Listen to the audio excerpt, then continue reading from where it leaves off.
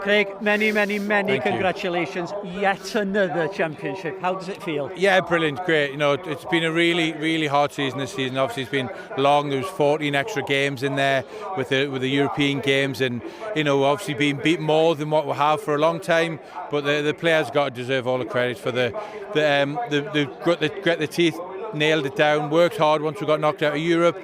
And then 17 games out of 17s were won after coming out of Europe, obviously losing the Penabont and then winning again tonight.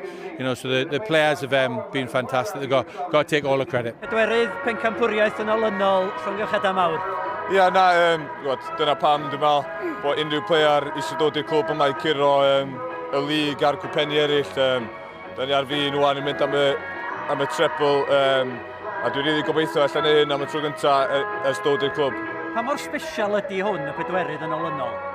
Mae jyst yn dangos yr dominance a fatha, da ni'n mynd gwllw'n standard ni, dwi'n gwybod, nath ni golli rhai gemau yn y lig, ond da ni dal di claimio allan o'r twll oedden ni yn ar ôl Ewrop, ar ôl campaign briliant, so dwi'n mor falch o'r ogau I gyd a I fi'n bersonol yn hefyd.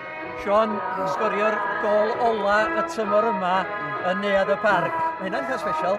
Yndi, special, yndi. Mae hyd yn neis gallu contributio.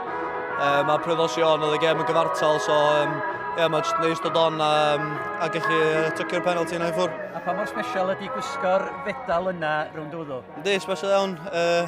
Gynta, so mae'n neis dod fyny trwy'r leagues Cymru a mae'n jyst yn really special, yndi. I think the challenge of running alongside Europe as well was the unknown. We'd not done it before. No one had done it before at the club. No one done it in domestic Welsh football. So not only to get where we did in Europe, but then to defend our trophy as well. Then it's a massive.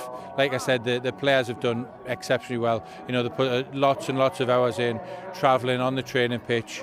You know, meeting after meeting, training session after training session, gym sessions after gym sessions, recovery sessions. You know, we've spent more time together over this last year than what we have with all our families. But winning trophies are, you know, we sacrifice that to win trophies.